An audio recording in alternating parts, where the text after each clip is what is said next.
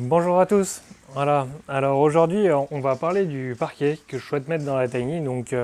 C'est du parquet massif. Alors j'ai fait ce choix pour plusieurs raisons.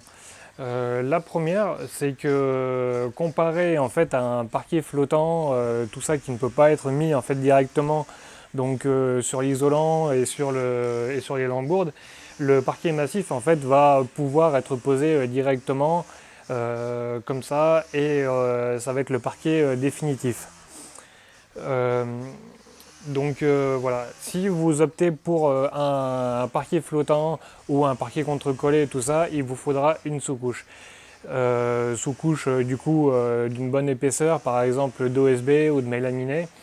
Ce choix-là en fait peut entraîner un gain de poids supplémentaire parce que le parquet massif, comme il est d'une seule couche, voilà, ça évite d'utiliser aussi de l'OSB ou du mélaminé qui sont du coup quand même assemblés beaucoup avec de la colle, avec beaucoup d'adjuvants. Voilà, Deuxième raison, le parquet massif, en fait, donc j'ai choisi ce produit parce que en termes esthétiques, c'est quelque chose que j'aime beaucoup, qui apporte un côté un peu brut, qui apporte un côté très nature.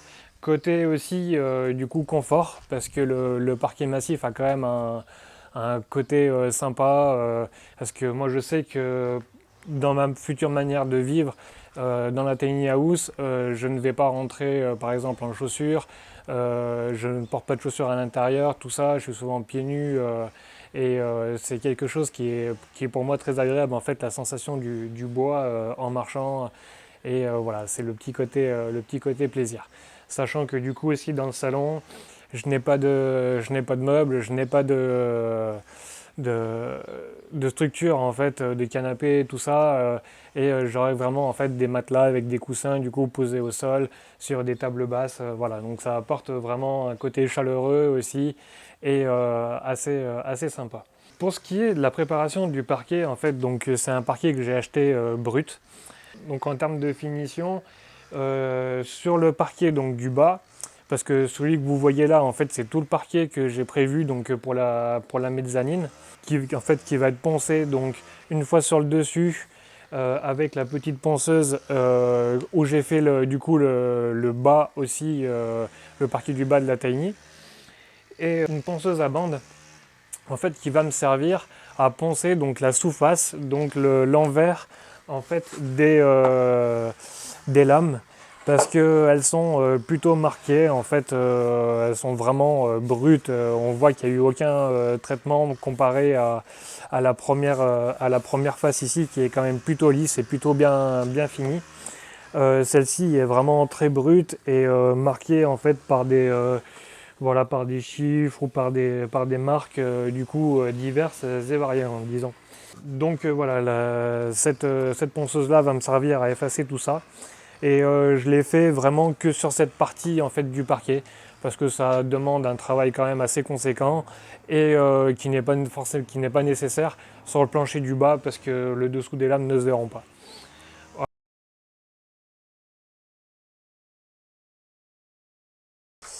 Voilà, alors pour le traitement en fait du parquet, j'ai choisi un produit qui est l'huile de lin que j'utilise de deux manières différentes sur deux couches différentes.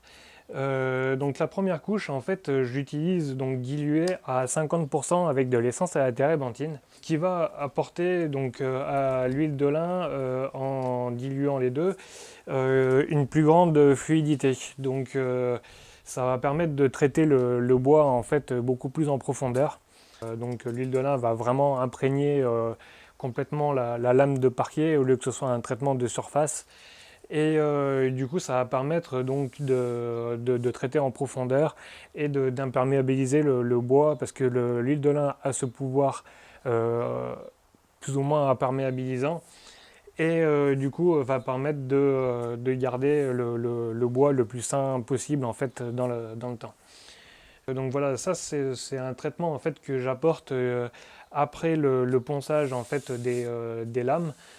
Que j'utilise moi personnellement en fait un outil que j'ai en ma possession, c'est une petite ponceuse orbitale avec des petits disques avec un grain de 120. Le grain de 120, c'est un grain qui est assez fin, hein. Donc le plus gros grain, c'est du 40. Et le grain le plus fin, on est dans le 240. Donc le 120, on est voilà, sur un grain à peu près moyen. Donc ça amène vraiment une, une bonne douceur au parquet et ça apporte vraiment quelque chose de sympa, de très doux. Donc là, il est vraiment brut, c'est le prochain traitement que je vais lui faire. Et du coup, après, dans un second temps, une fois que le parquet sera en place du coup dans la tiny, j'utiliserai l'huile de lin, mais cette fois-ci non diluée, pour passer une dernière couche, en fait, que le parquet soit protégé, là, cette fois-ci, vraiment en surface. Et c'est quelque chose que je serais peut-être amené à faire voilà, sur plusieurs fois pour bien que le parquet, en fait, reste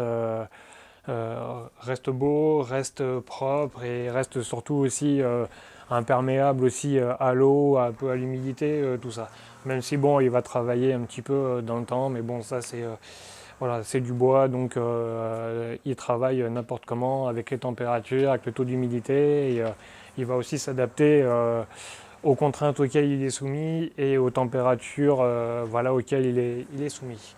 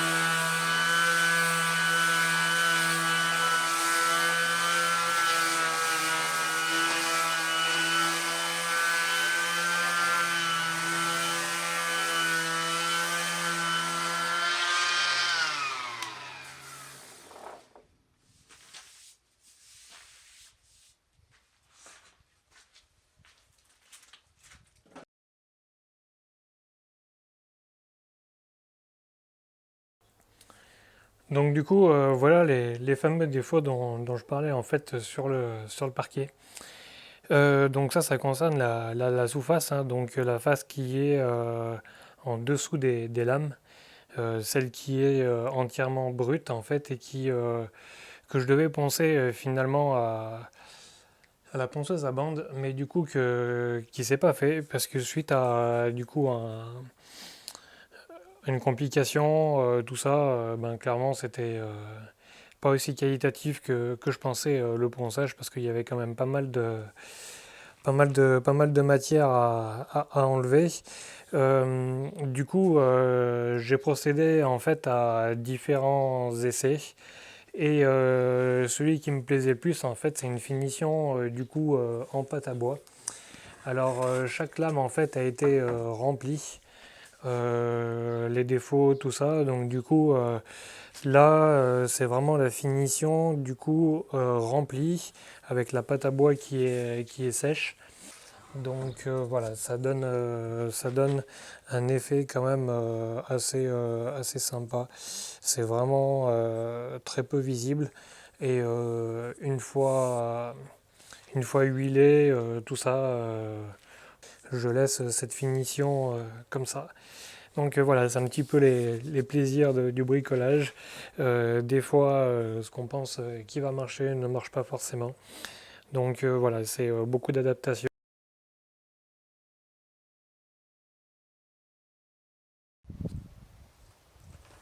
Voilà, alors du coup, je vais vous montrer un petit peu. Donc là, j'ai préparé le mélange en fait, hein, c'est le fameux mélange à 50% d'huile de lin et d'essence à la térébenthine. Comme vous voyez, hein, c'est un mélange qui est quand même très, très liquide, donc il va vraiment aller s'imprégner dans le bois. Faites bien ça en extérieur. Et en général, je laisse toujours au moins un bon temps de séchage, au moins une journée, voilà, parce que Du coup, l'essence de térébenthine, c'est un produit quand même qui est très volatile et qui va justement en fait donc s'évaporer voilà, le temps du séchage et comme ça vous pouvez rentrer directement votre parquet. L'huile de térébenthine ne sera plus présent en fait dans le parquet et sentira quand même beaucoup moins parce que c'est pas une odeur très non plus très agréable. Alors donc on va démarrer directement. Donc comme vous voyez, ça teinte quand même relativement pas mal. Ça reste assez clair parce que le produit est quand même bien dilué. On est à 50% de- d'huile de lin et d'essence à térébenthine. Donc voilà, c'est quelque chose quand même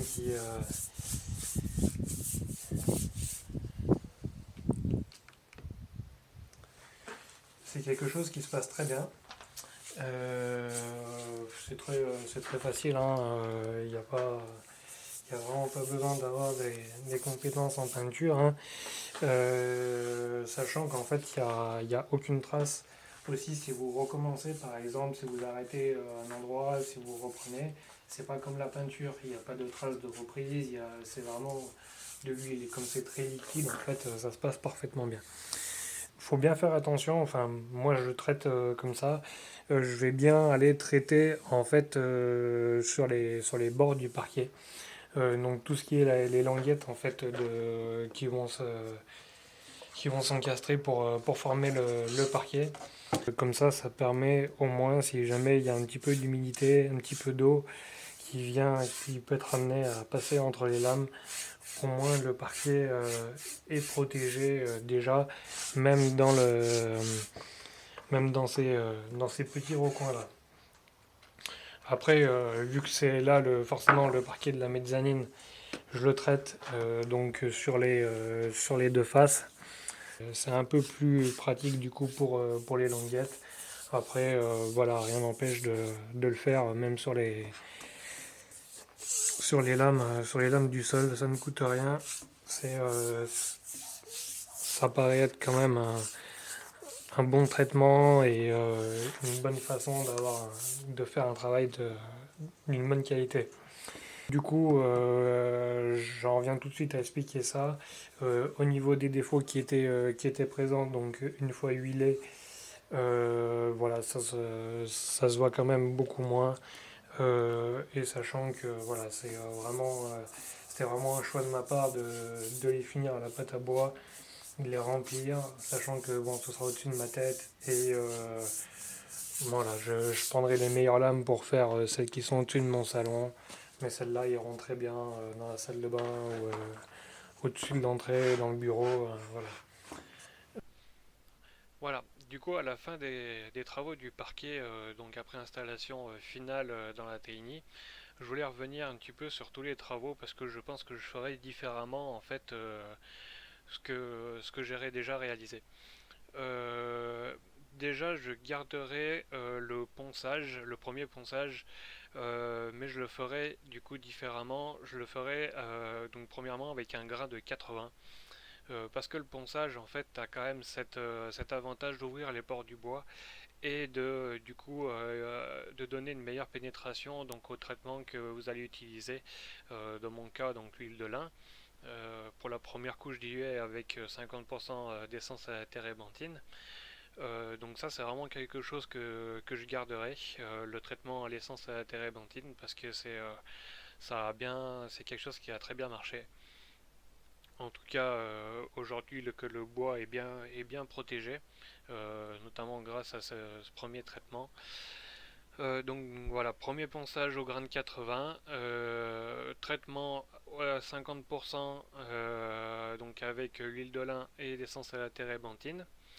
Ensuite, donc installation dans la tiny, hein, mise en place du parquet.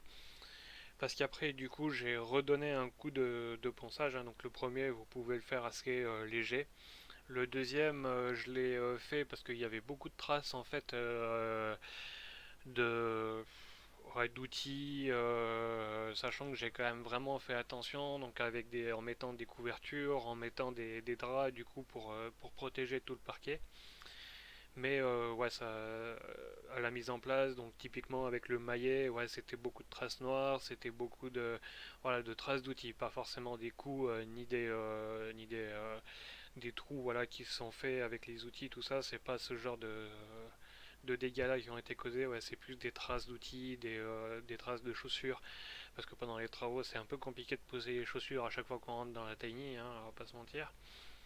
Mais voilà. Et après, donc du coup, deuxième traitement, grain 80. Et donc c'est ce que j'ai fait à chaque fois. Donc surtout la mise en place des meubles, donc de la cuisine, hein, je parle, et de l'escalier. Donc là où je pensais en fait vraiment juste ces zones-là, en calculant voilà, à 10 cm près, laisse un petit peu de marge, et où je passais du coup l'huile de lin brute cette fois-ci, et où du coup voilà, après à la fin du séchage de l'huile de lin qui avait bien pénétré dans le bois, je laissais au moins 24 à 48 heures bien imprégné, parce que l'huile de lin est quand même un petit peu épaisse, il faut un petit peu de temps. Et après donc j'essuyais parce qu'il y avait juste quelques taches en fait encore d'huile qui n'arrivaient pas à s'imprégner, donc ça je l'ai bien séché avec un chiffon. Et puis après, j'ai commencé directement mes travaux de construction d'escalier et de cuisine. Donc voilà, ce qui me paraît, c'est la solution qui me paraît être le plus, voilà, c'est la solution qui me paraît être la meilleure en tout cas euh, pour l'utilisation du parquet massif.